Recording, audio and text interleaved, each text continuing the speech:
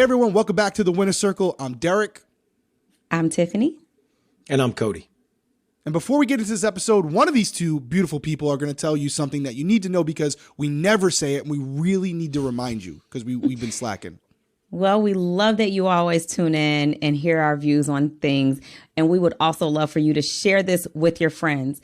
Like, comment, and subscribe. We really need you to do that. We always appreciate when you do. If you haven't already, hit the subscribe button so you can get our updates on when we drop the next show. That's right. That's right. Perfect. That's right. And if you're watching on audio or listening on audio, I should say, leave a 5-star review. It takes 2 seconds. Go down to the comment section there. Leave a 5-star review. You don't even have to comment if you don't want to. You can just leave a review. And Cody, we're covering the Traitors. You happen to be on it. If you haven't watched the Traitors yet, where should they go watch it? How many episodes are available? They need to do that before they come here. Yep. So if you do not feel like watching all episodes at once, it actually is streaming on USA Television Network. If you have that, I'm pretty sure everybody has that on cable. It's going to be dropping an episode once a week, so you're not too far behind. But if you want to watch all 10 and binge like I do, you can download Peacock. It is streaming all 10 episodes right now on Peacock, which is the affiliate for NBC. So check it out on Peacock, all 10 episodes, binge it in a weekend. Let us know what you think. Love that. And right now, just to put this out there, it's February 8th. We're recording this on a Wednesday, and some news dropped that I think, Cody, you have to talk about because it's a pretty big deal. Reunion show coming. Oh, yeah. I mean, this was not in the plans originally, right? This is something that just kind of came about. No, this came about, and it's obviously because the show is doing really well. So for those of you that are tuned in right now, we really appreciate it, and we know that you've been watching. But if you have a friend that hasn't watched on Peacock, please share this over to them. Make sure they check out the season. The season is great. It's getting incredible reviews, which is why the reunion is now happening. They're getting the entire cast together. I am super excited. It's going to be dropping on Peacock only. So the reunion show is going to be on Peacock. So you really want to tune in to that. And that could be a huge reason why you download Peacock, because I can't imagine what's going to transpire at this reunion. There's so much, and we can talk about this in the next episode. So we're going to hold off on this episode for sure. So we'll talk about it in the finale episode, but there is so much that I feel like can come to the table. There's going to be so many arguments that I feel are just going to be. Are you prepping your speeches? You got some speeches, some little bit of ammo, maybe? No, I don't got really. Too much ammo. I don't really have much to say. It's like, it is what it is. But I think you will react. You may have some reactions. He thinks he doesn't have anything to say now till somebody comes with guns blazing at him. Somebody says something to me, then I'm going to be like, what? Okay, But here we go. We'll see how it we goes. will. We'll cover that in the finale episode. We will also let you guys know right now, season 2 has been already greenlit. Yep. So season 2 Traitors is happening. We will be covering it again, although Tiffany and I will be on the show, so it'll be a little different. Just be very different. Spoiler alert. Yeah, exactly. So let's dive into this week's episode. Again, if you're following along with us, this is going to be episode number 9 of the series. So you want to watch that episode before you come over here because there will be spoilers. Tiffany, why don't you start us off? Okay, so top of this episode, we're on episode 9. Steph is murdered. Bye, Steph. Yeah, she got vocal, right? Believe that. I was a little surprised because I she know went that's home? Cirie's girl. That was the reason why I was surprised, is because I felt like Ari felt comfortable with Cirie, and when Cirie vocalized that she didn't want it, I thought that was going to kind of put a kibosh to it, but it didn't. She seems like she tries to give off a team player type thing to kind of like not make the Traitors think that she'd ever cut them. So, even though she didn't want to get rid of Steph, it was like, if it's hurting the Traitors, if she's coming for Christian, then we've got to protect the Traitors type thing. Yeah, she didn't want to pull that with me, though. But that's fine. I think that's for another conversation. But dude, I think that's part of it, right? Like, she realizes it's late in the game. There's only a couple. I mean, listen, BTS. They know the show's almost over at this point. They know how long they're going to be out there. Right. So as a seasoned veteran like Cirie is, she knows like, hey, there might be one more of these and it's game over. And Stephanie and I can't both win. So I don't want to give these guys any reason to send me home. And I was the one kind of spearheading this a couple weeks ago with Cody. Mm-hmm. So I can't go back on and be contradictory to what I just did to Cody with Christian, because Christian's pushing hard or in that turret to get her out of there, because Stephanie's very vocal about the fact that she thinks that Christian's not being on the up and up. So I think Cirie's playing the long game, which isn't actually the short game at this point, where she's like, okay, Christian, I'm going to give you what you want, But guess what? It's only to kind of like lull you to sleep because I got plans for you too, which we are going to get into. But I do think she kind of weighed her options. She's like, hey, this isn't a team game. I'm going to have to sacrifice a pawn to get to the end. And I think it was all, she knew what she was doing. And also lowers her threat level and builds trust with Ari because he's a new trader. And so that's true too. He doesn't really know how they've been playing. So and he doesn't really probably know how Cody, the whole got situation. Out, it's true. So it's like, well, it wasn't because we let him get out. I completely agree. I think that was a good, because Ari, you can tell at this turret situation that Ari is all behind Stephanie because he thinks like, oh, somebody's mentioning a Traitor's name, we have to get rid of him. And we were kind of going the whole season with, don't worry about if people are mentioning our names. It's more so if they're mentioning our names and it's catching fire at the round table. And when it's this late in the game, you don't need that many people. And so I thought it was good for Ari to go along with it.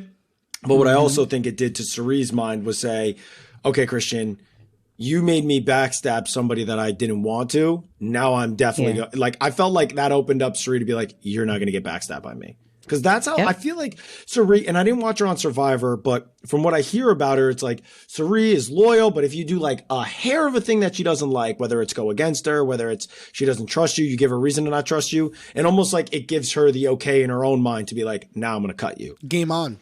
Exactly. And so I think that's what it did psychologically in that moment for Cirie to be like, Christian's messing up. He's been talking a lot all season long. Because you got to remember, in the beginning, Cirie was like, this kid talks a lot. Yeah. And I think that was finally where Cirie mentally was like, I have no problem cutting you. So, and Christian already done stuff that, I mean, I would have lost complete trust. Maybe not complete trust, but when he pulled the whole thing about, I tried to be recruited, that would have rubbed me the wrong way, the same way it rubbed Ari and Cirie the wrong way. Dude, 1,000%. 1,000%. He was getting reckless there. But I agree with you. I think Cirie, she knew it. She knew what she had to do. I think she had a plan all along where she's like, if I can get both of these guys out and I get all the money, that's ideal. That's ideal. That's right. It's a big chunk of change. Survivor mentality. And by the way, side note, Stephanie was very vocal, even just from what they showed on the show.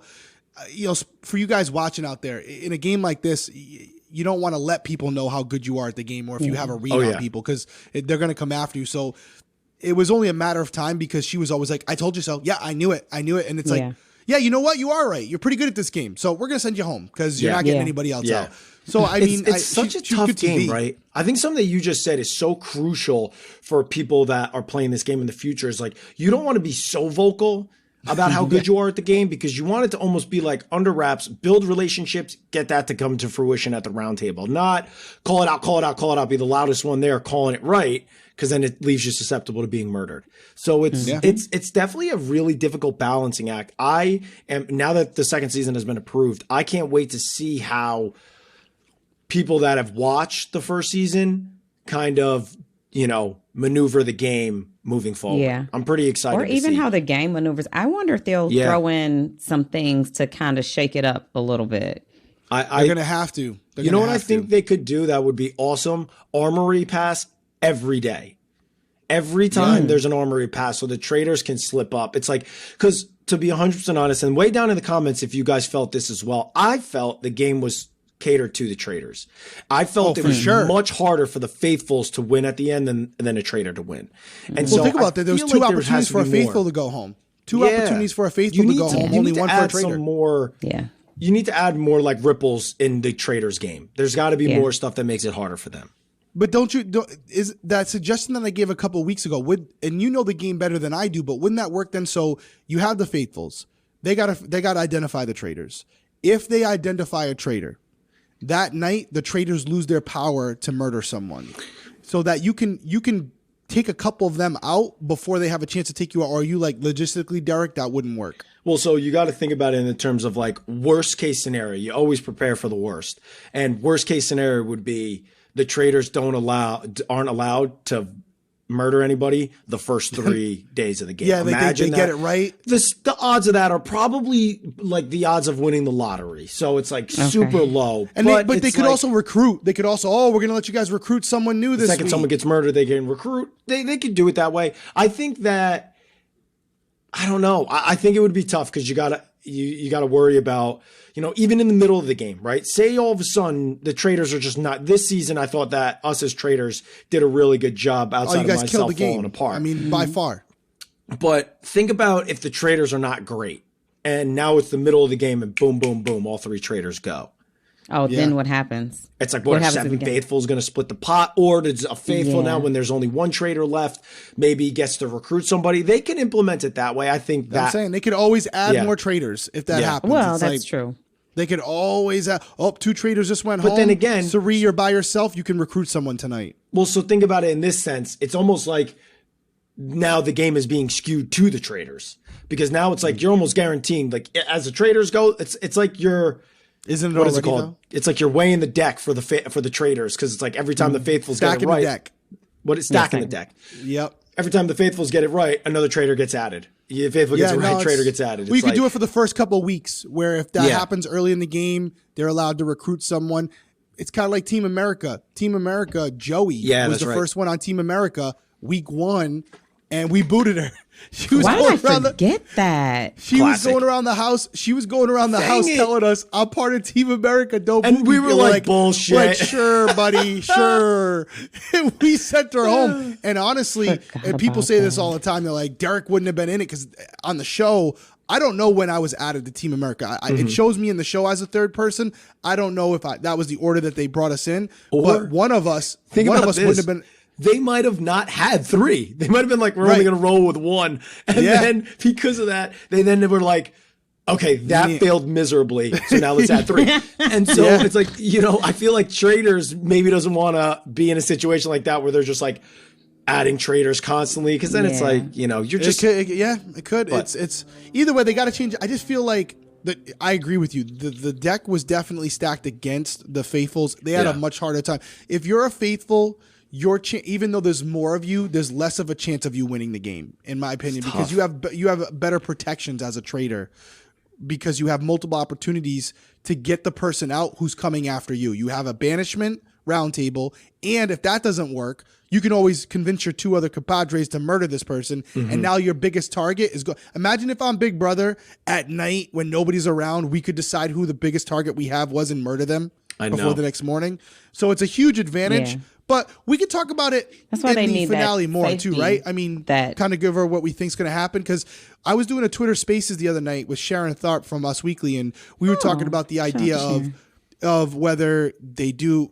We'll save it, but we'll have a deeper conversation part 2 of this. But should they bring back all celebrities now? Because you guys were really the big part of the show, and the rookies kind of got slaughtered in there. They didn't really do anything. It's got to be all rookies or all vets. That's what I'm saying. It was like you guys were the stars of the show. You guys carried the show. And luckily, you had people in there who weren't very astute, so they didn't go after you guys right away. Because if they were smart, I would have got you, Cirie, Rachel. I would have just rolled the dice, right? Like I would have, in the early roundtables, I would have gotten together with all the non-reality people and be like, because got to get them out. The Bravo people, traitors. It's one thing, yes. Like they're going to at least have at least one reality, but it's like I would have immediately went after like the Codys, the Ciries, the Rachels, the Stephanies, ones that have played games, because the Bravo people, they're not playing games like this. No. And those 4 people that I just named have been. So I would have immediately been like, guys, if we get it wrong, we're getting it wrong. But at least we get these great game players out. We get them out. And by the way, the challenge, the people who've played before, if you don't get them out right away, the longer they're in the game, the less likely you're going to win, because they're vets. They know what to do. They know how to close. So you got to get them out regardless, because they're gonna beat you in the end. And to what you both said earlier, the game's going to evolve now, and they're going to react. The new faithfuls, if they do it the same exact format, are going to see season 1 and be like, we're not being that anymore. And that might happen. So we could talk about it when we wrap up the finale episode, but it is a really good conversation, because the jury, it's kind of split as far as what people want to see. So anyways, this episode wasn't that long anyways. It wasn't a ton in this episode. There was another big thing. Hit me with it. Not just we don't have to talk about the competition, right? It wasn't anything crazy. It was a laser. It was stupid. Yeah. But I felt like I was surprised at how agile and Quentin was with his big old self. He's a big man. Getting through those lasers. I was like, okay then. He said, what about this thigh meat? He's a big man. What about this thigh meat? I thought they were all. I thought they did that that competition pretty well. Outside of, watching Christian is just comical a little bit, right? He's a little funny to watch. Yeah, but I felt like watching, we're now in episode 9. There was something that I started seeing in Christian that I felt like I was watching it myself. And I felt like Christian was starting to get that face of like, I'm not sleeping. The dark circles are coming in. I look exhausted. And I felt like Christian, a traitor. Yeah, like I thought Christian was starting to weigh on Christian emotionally and mentally. He's so close to the end too, right? And he just so close to the end. But he kind of screwed himself. He screwed himself with making up that lie. Yeah. And then now he's like overplaying his game. He's telling Quentin that he thinks it could be Cirie and Ari, who are both traitors with him. So then you know how it goes. Like once you say something and it comes out of your mouth, you start thinking like, should I have said that? Did I mess up? Yeah. Like I will think something. I will lay down in my bed and be like, I can't believe I had that conversation today. Was that good to have that conversation? Is it going to come back to haunt me? Like he was getting really cocky. So I'd find it hard to sleep if I'm trying to figure out if I actually said the right things to the right people. Right. I mean, it's the same thing that you feel in Big Brother when you're trying to play both sides. It weighs on you. You can't just play both sides and not have it weigh on you because you're always worried. Did I just say the wrong thing to this side that's going to get back to this side? Did I just say the wrong thing to this side that could possibly get to this side? It's like you got to find a way to navigate. And that's where I think I struggled was like, I don't play both sides when I play Big Brother. I have my side and then there's the other side that I'm targeting. In this game, I felt like I had to play both sides. And that's why I felt like I was like losing it. It starts to become tough for Christian. And I think that thing that he says to Quentin is really crucial because I think Quentin trusted him the entire game. And I think that made Quentin be like, oh, you just mentioned people that I really trust. Yeah. And I don't know if I like that, which is like, it's good and it's bad. Cause like, what if Christian wasn't a traitor and was a faithful? And then a faithful mentioned somebody to Quentin that he really trusts who is a traitor. Cause Cirie was a traitor and Quentin trusted her like crazy. And so it's like, this game just has a great way of messing with everybody's minds. But this, I felt like, was where Christian now was like losing his numbers. Because now Quentin had a conversation with Andy and was like, I don't know about Christian. I don't know about him. Yep. And so this is where we now get to the round table. And it they're setting us up where Ari and Cirie talk that we may be seeing another traitor go at this round table. So yeah, we called it, right? We called it at the top of the show where Christian gets what he wants. Or so he thinks. Yeah. But now this is ammo for Cirie to start manipulating Ari, who's not a reality game show guy. He's a reality TV guy. Right. Big difference between being a Survivor player and a Bachelor. And Cirie worked that, man. And then she had him eating out of the palm of her hand.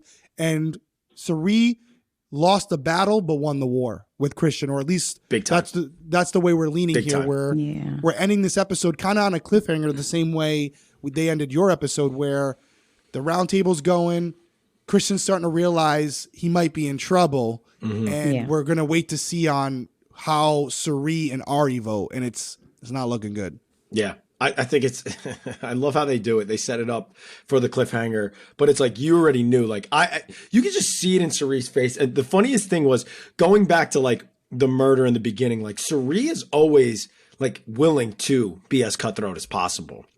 Yep. She pulled it with Rachel at the round table with the banishment, where 2 days earlier she was like, Rachel's my girl. Then the next round table, she's like, I think you're a traitor. Now she's get to murder Stephanie and is like, Christian, you were the reason why I had to murder Stephanie. So now I don't have any loyalty to you. And so like, I feel like Cirie has this face where you're just like, yeah, shit's about to go down with her. She's not having this. Because like Ari's just like Ari, you know what I mean? Her like, face is a poker face. She's got the term poker face down to a science. Like she doesn't say more than she needs to say. She almost like never slips up and makes you question her. The only time I saw her actually like show like a small impulse of emotion was when she confronted somebody about, did you tell them that Stephanie. I said that I was upset that I wasn't a traitor? But even then, her composure was held. It was like a reasonable response to someone saying this about you. She holds it together. Because Stephanie is supposed to be her girl. So when she's going up to Stephanie not happy about this, it doesn't seem to Stephanie like, wait a minute, that's a little Yeah, weird. like why are you responding? Nope, No, it it's wasn't. 'cause It wasn't. No. I'm supposed to be tight with you. So it was like she picks and chooses her moments so perfectly. Very And calculated. Right, which is why she's Like, what's succeeding her at this game. sign? I need to know what her sign is. That's good. We could probably Well, look up her birthday. She's probably you a talk ab- Capricorn. You talk about being cutthroat. I'll tell you what, this is where the episode ends, and you guys do not want to miss the finale episode, because I will tell you, out of all the reality shows I've watched, the finale of the Traitors is cutthroat and one of the most awkward moments I've ever seen in reality show history as far as how the show ends. So you definitely don't want to miss that. We will be back very soon with that. We're going to cover the finale. We're also going to talk about what might happen on Traitors Season 2, because you might have a couple players right here. I know there's a lot of reality TV people who want to play. I got to shout out to Kate. Kate is playing a much better game this episode, and it's taken her a minute, but Kate has been so episode adamant. 9, Tiffany, finally. But you got to think about it too, right? Like Kate, early on, Kate said Christian was a traitor, like early on. And then it's like, it just shows how this game. That's the only person she was right about, though. Yeah. Well, yeah, because she was dead wrong about me. But she also was very hesitant about Cirie. But Cirie, it made, like, her and Cirie were so close by the end of it. So it kind of made her, like, early on, Brandy and her were kind of talking. Then all of a sudden, Brandy gets removed from the situation. And now Cirie becomes like someone that she gets closer with and closer with and closer with. Because now you don't have the person in your ear, like Making kind of you maybe doubt. like keeping you distant. Yeah. But I just looked up Cirie's birthday, July 18th. She has the same birthday as Christy. I can't believe. And you know what? Now that I just looked that up, I knew that because we mentioned it and we talked about it. It was something we bonded over. And then she cut my throat. It's messed up. We bonded Well, over it. Christy wouldn't do that, She's though. good. So we're not going to think Now all I'm July concerned. 18th. Now I'm concerned. Well, at this point, I think it's Got a safe to say wedding that. coming. I think it's safe to say that Cirie, Cirie needs to send you a nice gift. She needs for all to make up for this. And right now, Cirie is without a doubt playing the best game. I'm not going to spoil it here, but we're coming into the finale, and the question is, can Cirie close this out? Can she take the game home? She's a favorite at this point. She's definitely the most experienced, the best player in there for sure. So How do can you she bring close it this home? out? How does a traitor bring this home? How do they bring this home? Can they win? She's never won before. She's been very close, but she's never won the show, and that's something that she wants to change. So stick with us. Be back. Yeah, we'll be back at next episode. We'll have the finale. We'll talk about the future for Traitors, and we'll close this whole thing out, and we can let Cody kind of round it out. Well-behaved women seldom make history. I like that. Ooh, well said. Perfect way to end it. We appreciate you guys joining us on the Winner Circle. We will see you next episode.